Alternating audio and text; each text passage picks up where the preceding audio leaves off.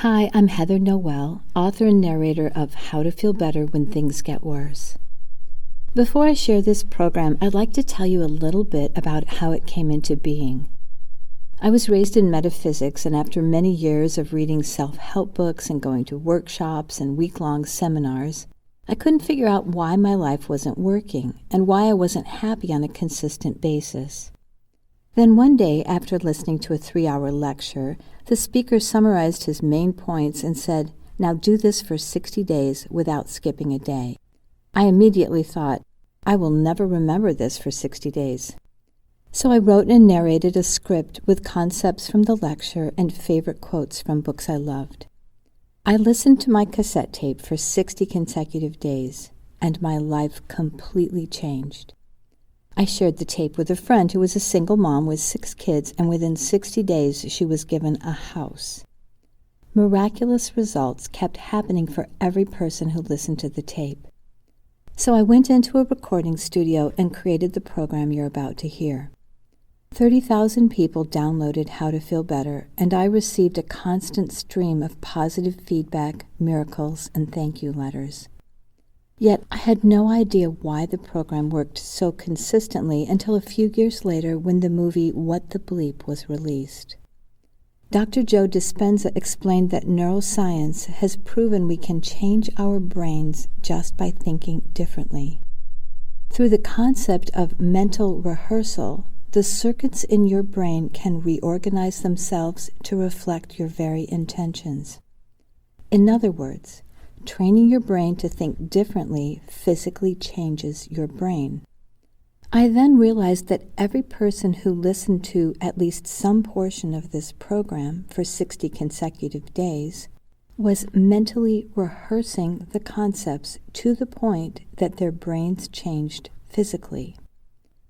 Here's a story that will help you understand what I'm trying to explain. For a couple of months, I had been listening to track 2 of this program, which is called the OK Concept. I had been listening to it daily with the idea that I would listen until I had it memorized. The idea is to let everything be okay, no matter what's happening, because it's just what is. As you might imagine, that concept is easier said than done, but I just kept listening and applying the concept every single day. At the time, I was a single mom living in Salt Lake City. My daughter, Amelia, was about a year old. I had no family, and I took care of her full-time 6 days a week. Her father took her 1 day a week, and I would see all my massage clients on that day. On this particular day, my afternoon client had canceled, and I had some spare time, so I took Amelia to the zoo with a friend. He then treated me to lunch at my favorite place outdoors in a beautiful canyon on a creek. The service was notoriously slow, but the day was heavenly. My daughter was sound asleep, and when the food finally arrived, it was fantastic. The day couldn't have been more perfect. Suddenly, I realized I had lost track of time. I was supposed to meet Amelia's father, John, at the ski resort where he worked, and I had agreed to stop at the bank and bring him some cash. At this time, very few people had cell phones, so I apologized to my friend, boxed up my lunch, packed up Amelia, and then stopped at the bank. Miraculously, I made it on time. I handed John the cash he had requested. He thanked me and said, I'm not really feeling like taking Amelia today." In that moment, I realized this was something he had planned, but he didn't tell me in the morning because he wanted me to deliver the cash he needed. I can tell you right now, the old me would have been angry and upset. But to my astonishment, my entire body was totally relaxed. I felt calm, at peace, and happy, and I said, "Okay, I'll just take Amelia for a swim in the pool." We all went swimming together, and when we were done, John said, "Since you're taking Amelia tonight, I'll take her for the next 3 days." This had never happened before, and I knew that his response was directly connected to my genuine feeling that everything was okay.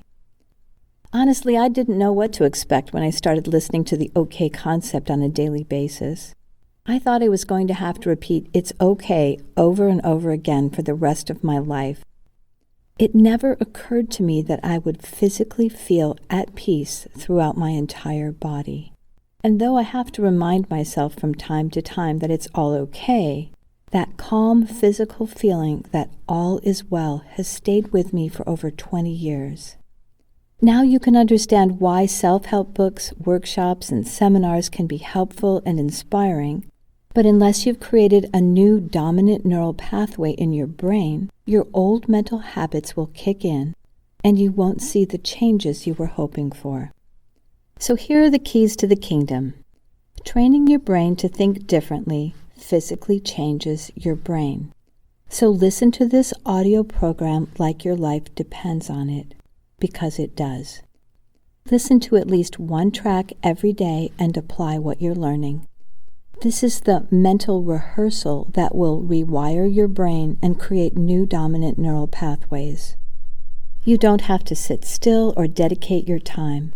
You can listen in the shower, while you're cooking, or commuting to work. Also listen to track 6, the toning meditation, and sing or hum along with the track. You'll understand more about this later in the program, but be sure you sing or hum along with the music. Don't skip this part. You can easily do this in bed as you're falling asleep at night and when you wake up in the morning. In other words, you don't have to take time out of your day. The trick is to do this for 60 consecutive days and apply what you're learning. If you skip a day, mark your calendar and start again with day 1. This is what it takes if you want to not only think differently, but feel differently on a consistent daily basis. And remember, you're never too busy to change your mind. Okay, here's the program. If you would like to start seeing answers instead of problems, you must first understand that everything you experience is filtered through your perception. In other words, your perception determines your experience, not the event itself. For instance, if you had 100 different people who had the same experience, there would be 100 different reactions, depending on individual perception, which is based on past beliefs and feelings. Look at your life and determine what % of your life is peaceful and joyful, and what % is problematic or chaotic. Now observe your thinking. What % of your thoughts are focused on happiness, love, and joy, and what % are focused on worry, anger, fear, or resentment? How often do you have little inner conversations where you argue your point and try to prove that you're right and they're wrong? Notice there's a direct correlation between the % of what you're thinking, believing, or feeling, which is positive or negative, and the % of positive or negative experiences in your life. A Course in Miracles says something to this effect. You either learn through love or fear. If you learn through love, your lessons will be joyful. If you learn through fear, your lessons will be painful. Either way, you're going to learn. So the question is this: do you want to continue having painful experiences, or would you rather learn through joy? Most people believe in some sort of a higher power or God. Even those who say they don't believe in God may very easily embrace the statement from the Bible which simply defines God as love. Or they may think, I only believe in myself. God is defined as I am in the Bible. So if you believe in your own existence, you are, by definition, believing in God. This may not be how religions define God, but this is the broad definition for our purposes here. So when I say the word God, please apply whatever definition will allow you to hear the message.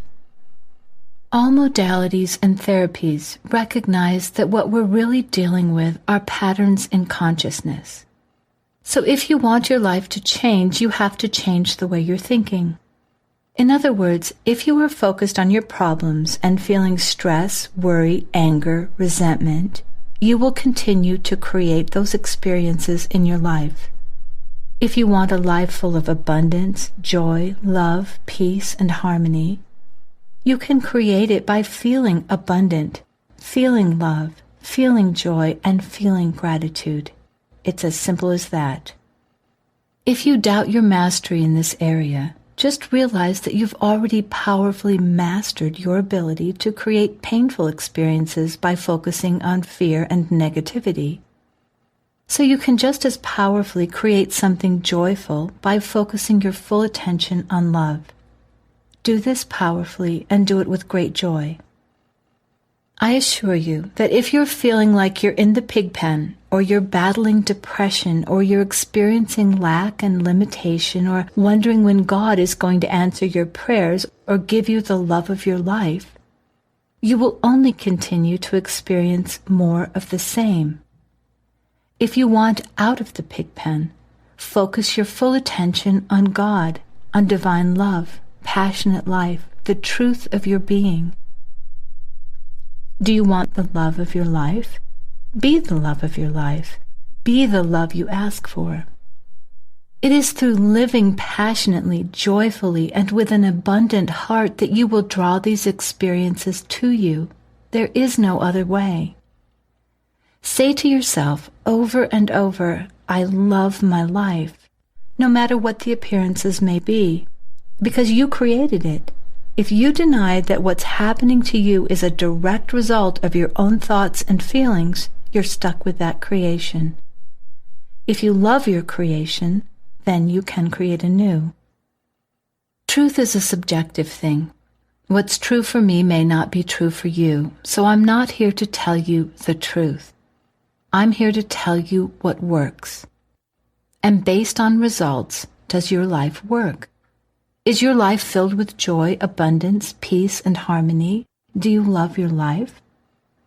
If there's something missing in your life, I can absolutely guarantee I can give you an uncomplicated process that will change your life if you simply apply the principles.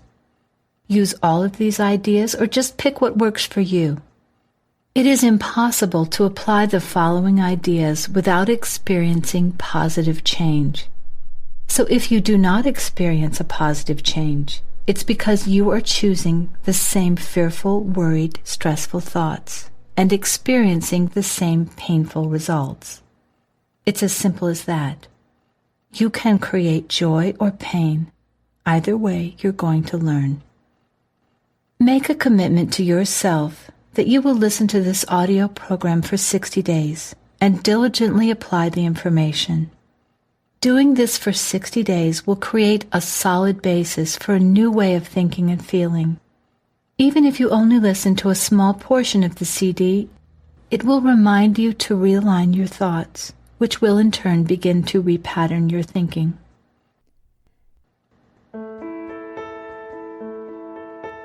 The Results Book by Arlo Wally-Minto.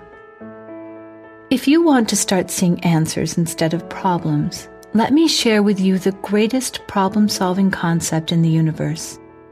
To use this problem-solving concept, all you need to do is simply understand that all problems are okay.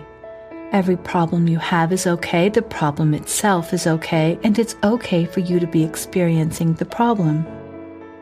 The reason problems must be okay is because your brain operates under the law, as you believe, so shall it be done. Your brain is a computer-like guidance mechanism, and it guides you according to the beliefs you have programmed it with. However, there are different degrees of belief. What are some of the things you believe in? You might answer God, gravity, myself, night and day. These are things we might all believe in, but there are things we believe in stronger than any of these.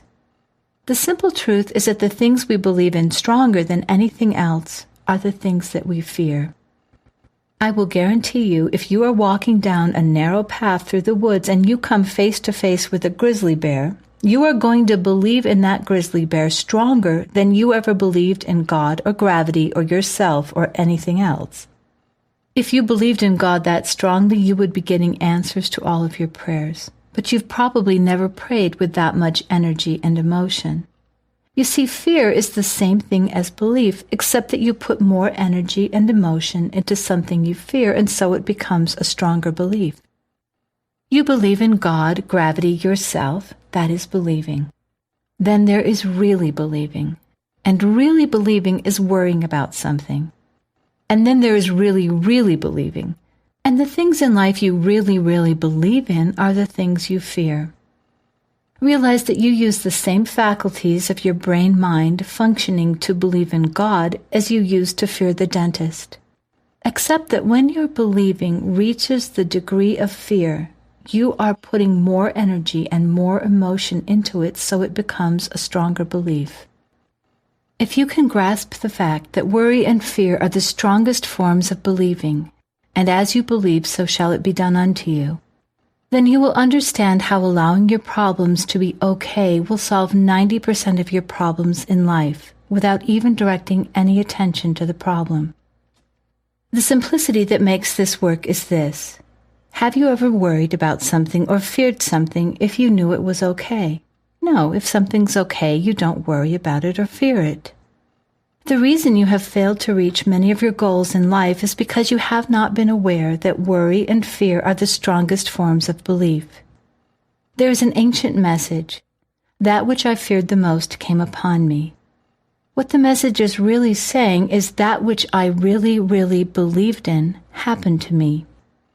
If you are constantly worrying about or fearing something, the greater energy and emotion from the worry and the fear create a predominant brain cell pattern of what you're fearing or worrying about.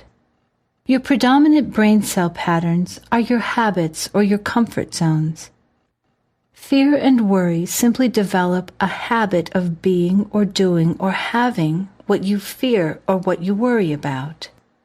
How many times have you said to yourself, "I don't know why I keep doing this. I really don't want to, but I can't seem to stop"? Haven't you found yourself consciously praying to stop something and at the same time worrying to keep it going? Praying to get out of debt and worrying to stay in debt? Praying to lose weight and worrying to gain weight? If you will allow your problems to be okay just the way they are, then your subconscious mind will stop worrying about them or stop fearing them. This allows your subconscious mind to stop really, really believing in your problems. Then the conscious desire or answer has a chance to become a reality. In other words, by eliminating worry and fear, you allow your mind to see answers instead of problems. Your brain is designed in a computer-like manner to seek answers. But through worry and fear, you have taught it to see the problems instead. If all of your attention is focused on the problem, you will not see the answer. Worry simply develops a habit of having or doing or being what you are worried about. When you worry, you create a predominant brain cell pattern of the problem. When you say it's okay, you are creating a new pattern that releases the worry and thereby releases the problem. When you start using this concept, start with yourself, because if you are not okay, then nothing else in the world is okay. Have you noticed that when you are not okay, then nothing is okay? When you are filled with happiness, when you are okay, the whole universe and everything in it is okay. So start with yourself being okay. After you have experienced the aha that you really are okay, just the way you are, then you may experience another aha, that every other person in the world is okay too, just the way they are. Even though it may seem like an impossibility at the moment, if you keep applying this okay concept, one day you will realize that even your husband or wife, your parents or your children, your boss, and even your enemies are okay, just the way they are. In understanding this, you will have developed a powerful tool in helping other people overcome their problems. If your child is smoking and you know it's not okay to smoke, what is your child admitting if he stops smoking? That's correct, your child is admitting he was wrong. But if it's okay to smoke, and it's simply that the results of smoking through a lifetime are usually not desirable, then the child can quit smoking without being wrong. It's this concept that has given me so much success in communicating with youth about their problems. So many times parents will drag their child in, sure that I'm going to tell the child how wrong he is for smoking or drinking or taking drugs or whatever it might be. As soon as the parents leave the room, my communication with the youth is that his problem is okay. I mean, it really is okay to take drugs. It's even okay to shoot heroin. The result of shooting heroin is that you will probably die within 4 years because that's the average lifetime of a mainliner. That's okay too, because we've all got to die sooner or later, and if they choose to do it in that manner and that soon, that's okay. I also point out to the youth that the most likely result of letting go of drugs is probably a longer, healthier, happier life.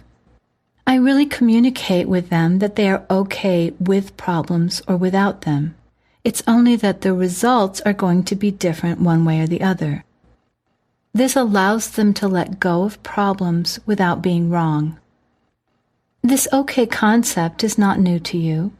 When you faced a problem and you knew there was nothing you could do to change the situation, haven't you said, well, there's nothing I can do about it, so I guess it's okay?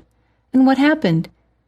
Most often, this caused you to stop worrying about the problem, and the problem dissolved and disappeared. Now you might ask, if the whole world is okay and every person is okay and all problems are okay just the way they are, then why change? Why put out any effort? Why do anything at all? There is no reason to do anything. There is no reason to change unless you want to experience something different than what you're experiencing now. If you are experiencing an unhappy relationship and instead you would like to experience a happy relationship, then of course you must change. If you want that change to take place without frustration and without problems, if you want that change to take place by flowing with the universe, then you must first realize that it's okay to be experiencing an unhappy relationship now. This will allow your subconscious mind and those people around you the freedom to begin experiencing a happy relationship. Please understand, allowing everything to be okay does not stop change and progress. Instead, it allows perfect change and progress to take place without problems. If the problem is not okay, this forces you to keep the problem in your mind, and you take the problem into the future. If the problem is okay, this allows your mind to release the problem and leave it in the past so you can see the answer in the future.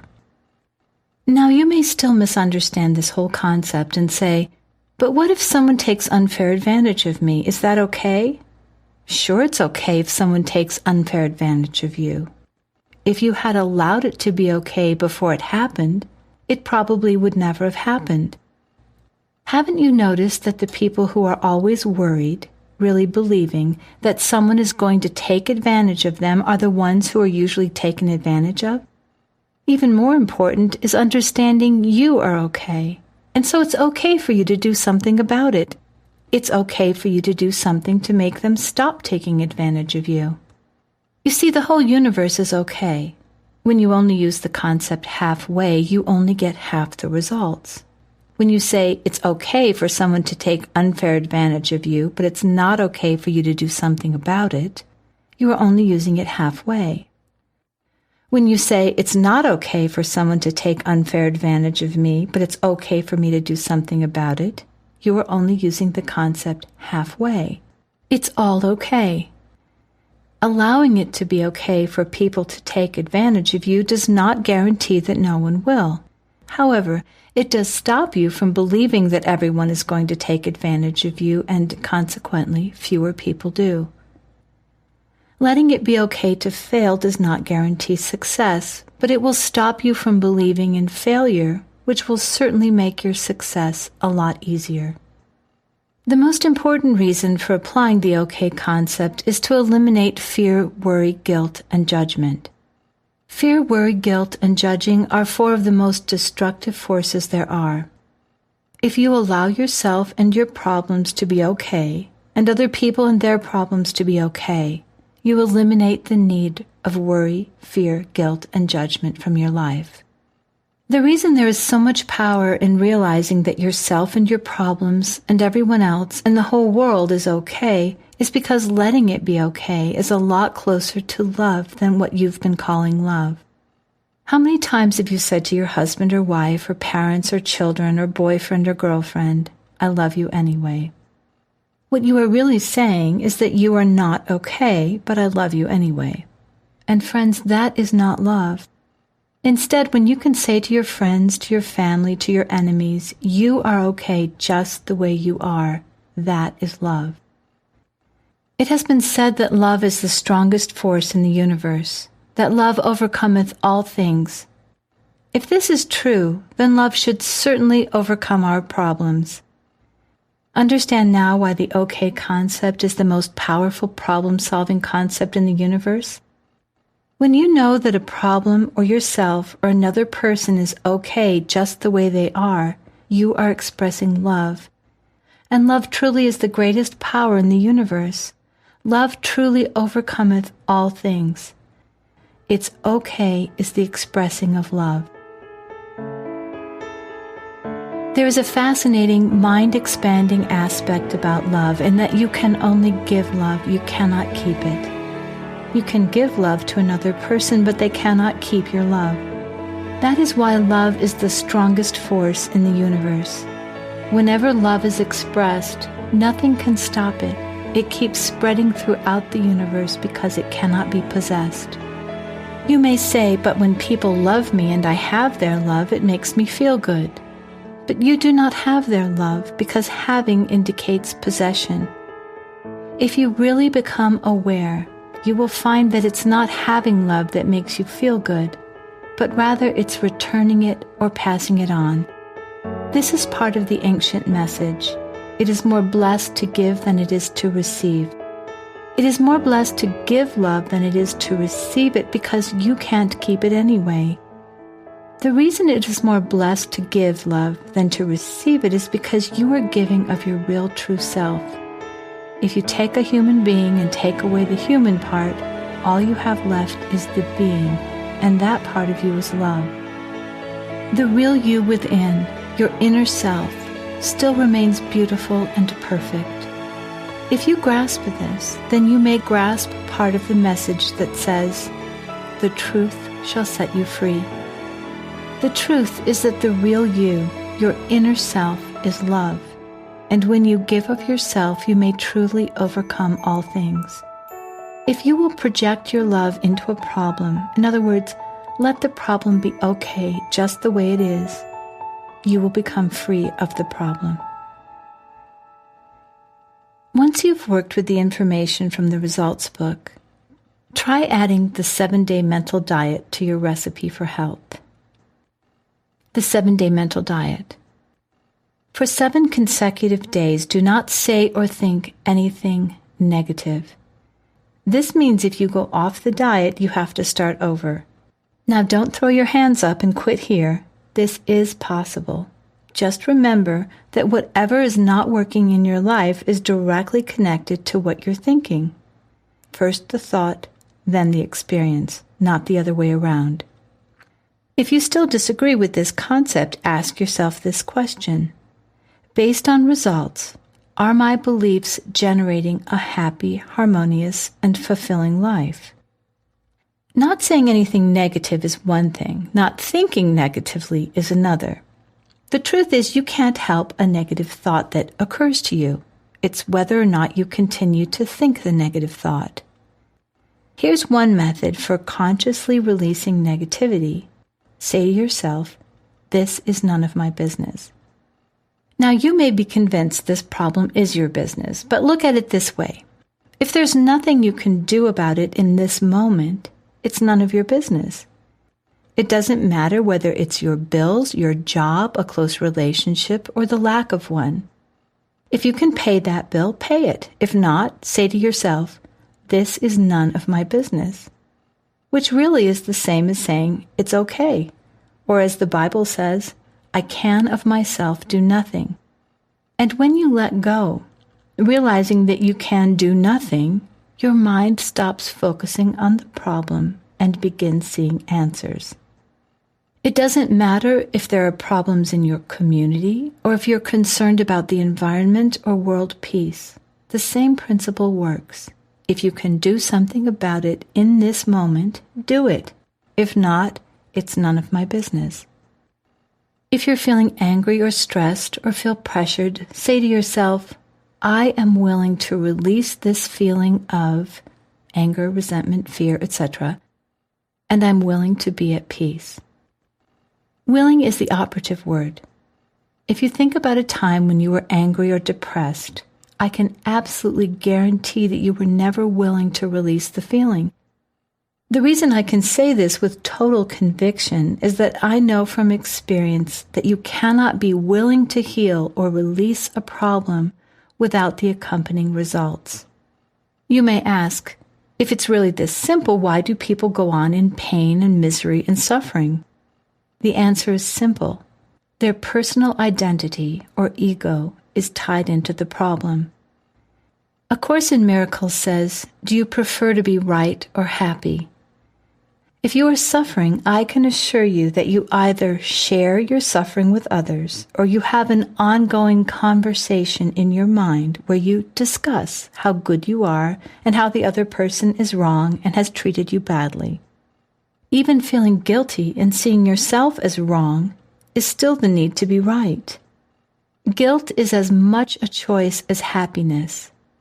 And if all of your problems truly are okay, as Wally Minto says in the Results book, then isn't it okay to let go of guilt and choose happiness? Dr. Chuck Spezzano says, your personality has been putting together your life story for years. Typically, it is filled with painful and heroic episodes all neatly tied together to prove what a good person you are. Our life stories are largely composites of victim and martyr stories. Suffering is a veiled form of attack, and so this is a way of feigning innocence while attacking. Notice that in order to suffer or be a victim, you're automatically creating a story in which you are right and someone else is wrong. You are innocent and they're not. If you truly desire to have a harmonious, loving, joyful life, you must give up forever telling your victim story, whether it's from a long time ago or something recent. If you think you couldn't possibly give that one up, or that your friends really want you to share your latest drama, let me tell you something I came to realize about our victim-martyr stories. A few years ago, I was invited by Ram Dass to attend one of his workshops. I had missed the original instructions given by Ram Dass, but I was told that each person in the group was to talk for 5 minutes and the rest of us were to listen without comment or expression. I was the 7th person out of 8, and I noticed that every single person was telling a victim story. So I thought that the point of the exercise was to tell your very best victim story. It wasn't until years later that I heard Ram Dass explaining this exercise on a tape, and I discovered that it was an exercise on listening. In any case, I had this amazing realization. While listening to each person tell their story, what do you think I was thinking about? Did I care about everyone's drama? No. I was waiting my turn. I was thinking about how I could make my story even better and more heart-wrenching than anyone before me. And then it dawned on me, if I didn't care about anyone else's story, obviously nobody cared about my story except me. And when you listen to someone tell their victim story, you are either waiting your turn or you're looking for approval. Dr. Spezzano goes on to say this. In general, we are all called to change the victim tragic horror and heartbreak stories into healing, happy, and love stories. Obviously, forgiveness is a key ingredient in telling a happy, healing story. But how do you forgive? You may say you've forgiven. You may even think you've forgiven. But what if you don't feel forgiveness in your heart? What if you're carrying around anger and resentment? How do you let go and truly forgive? I was searching for an answer to those questions. I knew I wanted to forgive, but I didn't know how until I read A Course in Miracles, which said something to this effect. God knows that you don't know how to forgive. Be willing to forgive, and God will take care of the rest. What an incredible relief it was to know that God knew I didn't know how to forgive, and willingness was all that was required to align myself with divine intervention. Then it occurred to me, if God knew I didn't know how to forgive, God also knew I didn't know how to let go, and certainly the same concept would apply. Suddenly I had a new way to pray. My prayers began with, I am willing. I am willing to forgive. I am willing to hear love's voice in this matter. I am willing to release my anger or resentment or whatever it may be that's causing this upset. A Course in Miracles says, as forgiveness allows love to return to my awareness, I will see a world of peace and safety and joy. Now let's get back to the 7-day mental diet. Remember, you cannot say or think anything negative. This not only involves your thoughts when you're alone, it includes listening to anything negative, whether it's the news or someone gossiping or someone complaining about all that's wrong in their life. This is a challenging aspect because you must stand your ground, even when it would be much easier to just listen. The problem is that if you listen to negativity, you are essentially agreeing with the so-called reality of lack and limitation, and this is one of those unbreakable cosmic laws. You must continue attracting that reality to you. That is the law. Whatever you say is so. Whatever you agree with, based on thought, word, and deed, is what you must experience. If you doubt that statement, look at the results in your life. Keeping in mind that worry and fear are the strongest forms of belief, is there anything you believe in which you do not experience? When I first tried the 7-day mental diet, one negative thought after the next presented itself, but I stuck with it. And not only did the negative thoughts begin to come less and less, there actually came a time when I didn't have to remind myself to let go or be at peace. I simply felt the perfection in everything that was happening without a second thought. The feeling of perfection, of God's presence in every person, everything, and every event will become second nature. You may wonder what you can expect from working with this audio program for 60 days. From my own experience and from that of others, you may experience anything from discomfort to major upheaval. But it's necessary if you're going to dislodge the old patterns in consciousness. In the book, You Can Heal Your Life by Louise Hay, it says, if you can feel it, you can heal it. Therefore, old negative beliefs that have been buried in consciousness, but are experienced as painful episodes in your life, must surface as your feelings in order to be recognized and released. This is why you don't want to project your feelings onto another, as in, he makes me feel angry. These are your feelings. Look at them. Allow your feelings to be your friends. Relationships. As you know from the introduction of this audio program, I met my husband shortly after I began practicing these feel-better principles. At this point, we've been married for 11 years, and though we have had challenges and times when neither of us thought our marriage would survive, there still has never been an unkind word between us, and that is a more powerful bond than I ever imagined. The challenge that emerged for me once we got beyond the honeymoon phase is that I am by nature a happy person, and because I consistently and consciously apply the okay concept, I am very aware that worrying is never in my best interest. My husband, though he was sometimes enthusiastic or upbeat, seemed to worry or find something to complain about on a daily basis. If you want to know how exhausting this is, try listening to someone complain without responding and notice how you feel within just a few minutes. No matter how good my day was going, I felt like a deflated balloon when my husband started complaining. At first, I tried to convince him to allow everything to be okay. I explained that being grateful and appreciative was a far superior way to be, and that he would be happier and, more importantly, I would be happier if he would simply follow the directions and let everything be okay. My husband would nod his head as if he understood and was in agreement with me, but nothing changed. I went from trying to remind him of a better way to feeling annoyed or downright angry with him for not making an effort to be a happier person, or at least not tell me about his problems. I knew this was my problem. These were my negative emotions, and another person in my position wouldn't be bothered at all.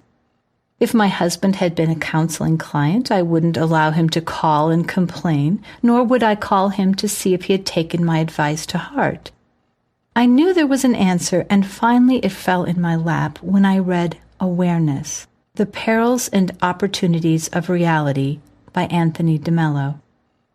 In regard to feeling angry or upset, he says, "Now understand that you're making a demand. You have an expectation of this person. Then say to this person, I have no right to make any demands on you.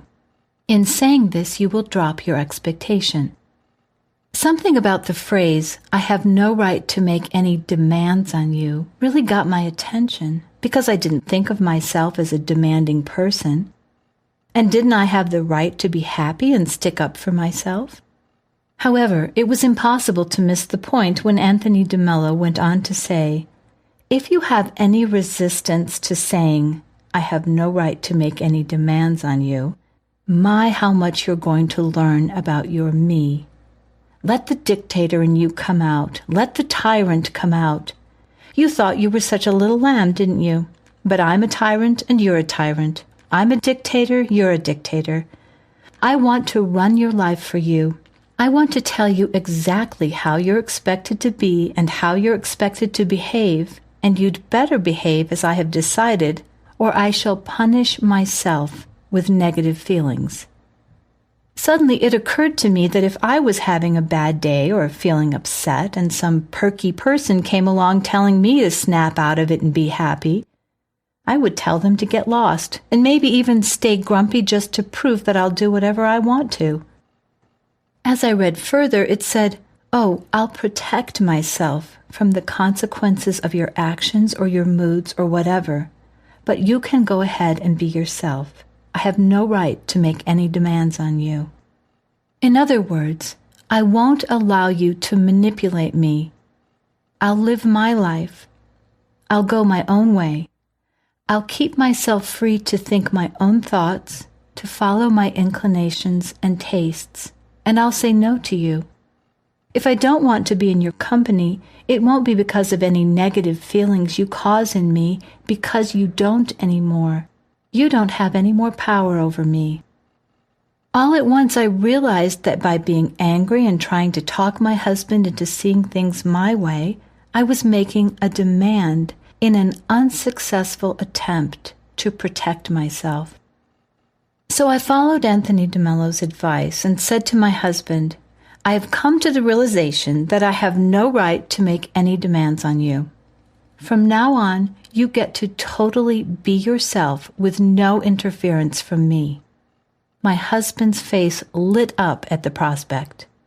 Then I said, "So you get to be yourself, and at the same time, I will protect myself from your moods by taking over the guest room and making it into my own personal space. That means if the door is closed, I'm not available. Whatever mood you're in is now officially none of my business, and I will be in my room being happy the way I like to be. If you invite me to go hiking and you're worried or complaining, I won't go with you. I'll go with someone else." Though it took me 9 years to finally see the light, this simple choice to make no demands and at the same time protect myself made the biggest change in my inner happiness. As I felt happier and more empowered inside, my marriage and my relationships reflected this. Though I wasn't trying to change my husband or manipulate his behavior in any way, he very quickly became conscious of his own moods due to a great deal of quality alone time, as he puts it. As I began to share this powerful tool with clients in counseling sessions, every person understood the concept, but some couldn't see a way out of their personal situation. So if you're in a relationship or a working situation with someone who's very controlling and won't allow you to have your own personal space, then try to observe this situation as if it's your best friend or your child. What advice would you give them? Or try this idea from Stephen Covey. He says, "There's your way, there's my way, but there's a third and better way." If you start asking yourself to find a third and better way, you'll find it. When I first read that statement, I didn't believe there could possibly be a way that was better than mine. But I was willing to give it a try. And much to my astonishment, finding the third and better way was better, because both people win. Your solution may look unconventional to others, but the important thing is that it works for you. There are also times when we know the answer, but it's more of an inconvenient truth. For this reason, people try to convince themselves that they're confused and don't know what to do. Or maybe you find yourself concerned about others and you're trying to figure out what's right for the other person. An amazing insight on this came to me one time. A friend of mine made a very simple request, but everything inside of me was saying, no, don't do this. Logically, it made no sense. And it was something I would have done without a thought, despite the fact that I had a long history of giving to this woman without receiving anything in return.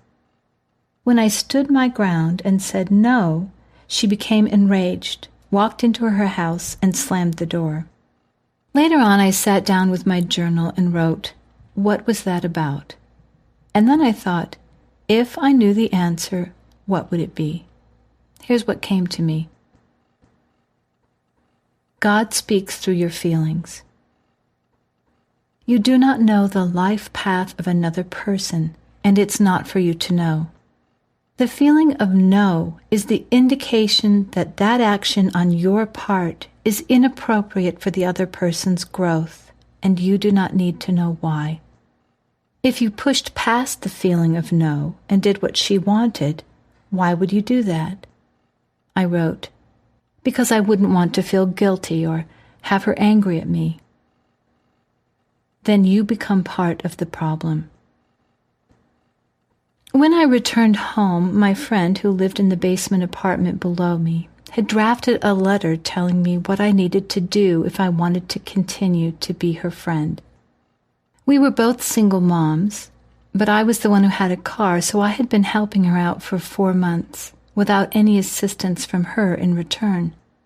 Suddenly I had the perfect opportunity to bow out gracefully. I simply ignored her demands. She stopped talking to me. In her mind, she was punishing me, but I was totally relieved. Without having to say a word, the phone calls stopped, and she no longer asked me to drive her anywhere. Miraculously, she began figuring everything out herself, which is what I had been hoping for all along. 5 years later, she called to say she had taken a workshop and learned about taking responsibility for herself. She explained that she was angry because she saw herself as a victim, and she was jealous because everything seemed to work out so easily for me. Then she told me that I was her hero because I lived everything I talked about.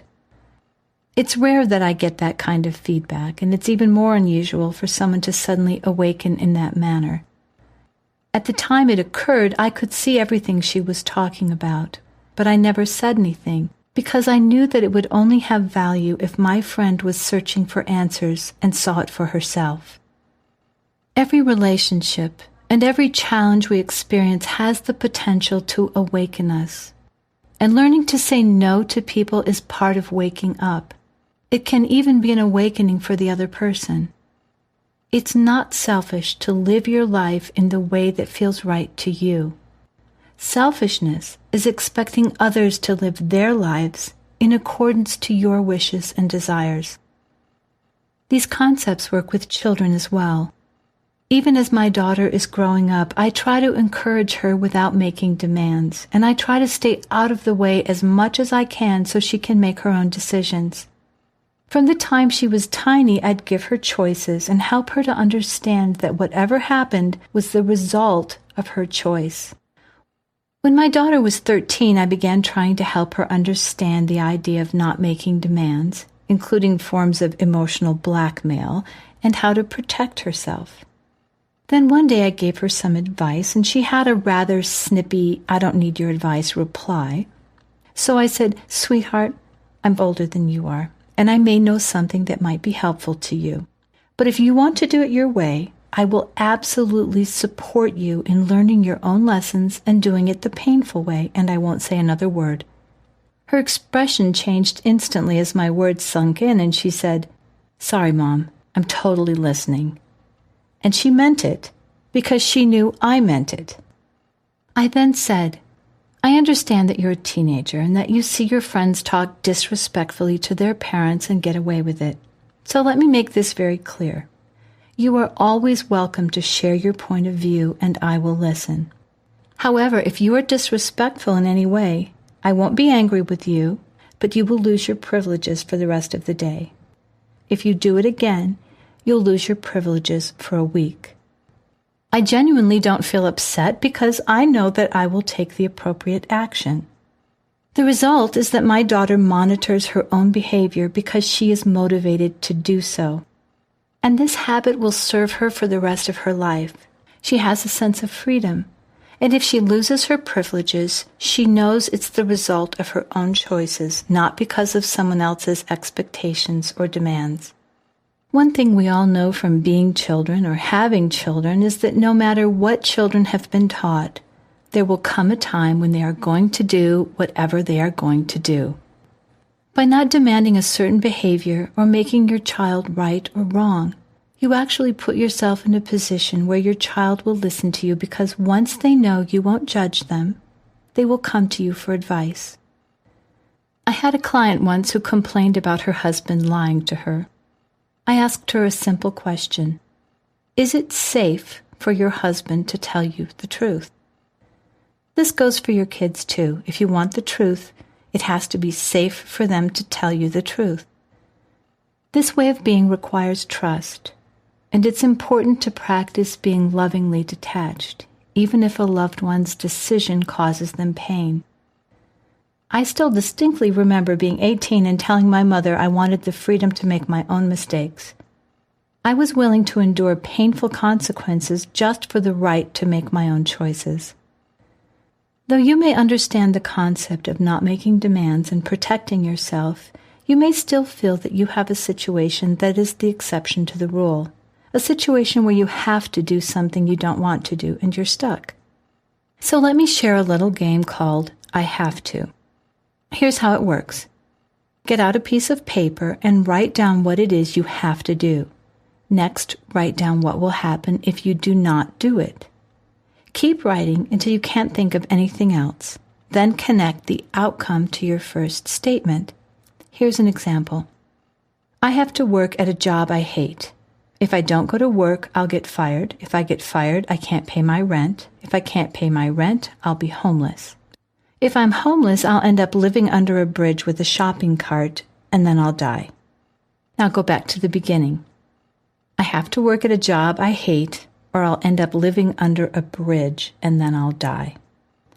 When you put it together this way, it seems like a totally unfounded fear, and once you see it that way, your fear will begin to disappear. Have you ever seen someone drive themselves into the ground because they believe no one else can do what they're doing? Finally, they end up in the hospital. And what happens? Everything works out, despite the fact that they believed nothing would work out without them. So if you feel stuck, do the I have to exercise. And when you're done, write, if I knew the answer, what would it be? Start making something up. Let your creative mind take over. Ask yourself this question at bedtime and let your subconscious mind work on the problem for you. My very best ideas always come right as I'm waking up. If you think there's no solution to your problem, think about this. Before you can have a problem, the solution already exists. So when you ask the question, what is 2 plus 2, the answer 4 already exists. There is always a third and better way. You just have to get out of the way and find it. In the spring of 1999, I discovered something that powerfully changed my life. A friend loaned me an audio series by Wayne Dyer called Manifest Your Destiny. The very last tape explained the how-to of manifesting. Here's a very brief explanation. If you think of the third dimension as a vibration, it's rather slow and heavy in comparison to the dimension or vibration of desires and ideas. What is between these two dimensions or vibrations is the vibration of sound. Sound can be consciously used to bring our desires into manifestation. The universal sound of attraction is ah. The universal sound of gratitude is om. These sounds are sung on one note. This is called toning. A clear intention is all that is required. My favorite way to meditate is lying down, and if I fall asleep, it's all that much better. In my case, I discovered that I'd sing ah in the morning and forget to sing om at night. So I devised my own system where I'd sing ah and om on the same breath. I had something I wanted to manifest, but 5 minutes into this singing meditation, I thought, what if this isn't in my best interest? And then I suddenly remembered something Wayne Dyer said earlier on the tape. The difference between the average person and the enlightened master is the average person is at peace some of the time, the enlightened master is at peace all of the time. Then it hit me. No matter what I desired, a job, a relationship, a home, all of it was meaningless and potentially painful if there isn't a foundation of peace. And if I was deeply at peace, then everything else would have a way of working out effortlessly and easily. So I took the easy way out. I didn't try to figure anything out. I simply decided I would do nothing more than hold an intention for peace. No matter what I thought I needed or wanted, no matter what bills needed paying, I kept holding the feeling of peace. Then I came across an audio series called Sound Body, Sound Mind by Andrew Weil. Subliminally woven into the music is the sound the brain makes when in the delta state, the deepest state of meditation.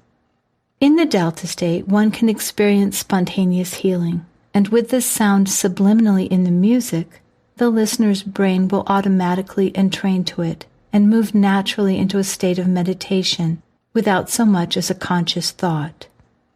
Andrew Weil suggests that the listener simply hold an intention while listening to the music and says there's no need to try to meditate since your brain waves will automatically entrain with the subliminal delta sounds. On Sound Body, Sound Mind, there is an entire tape dedicated to this explanation, and there's more music that you can listen to as well. I was particularly drawn to a part of the tape called The Deep, which is all musical tones without melody. It's also the deepest part of the subliminal meditation music. Then one evening, while listening to The Deep, it occurred to me to start singing the ahs and ohms with the tones. In 5 minutes, I moved into one of the deepest states of meditation I had ever experienced. As I shared this with friends, I discovered that it didn't matter whether a person was advanced or brand new to meditation. Everyone had an amazing experience. I didn't fully understand why this toning meditation to music worked so well until I read the book The Mozart Effect by Don Campbell, which says, all forms of vocalization can be therapeutic, but I have found that nothing rivals toning.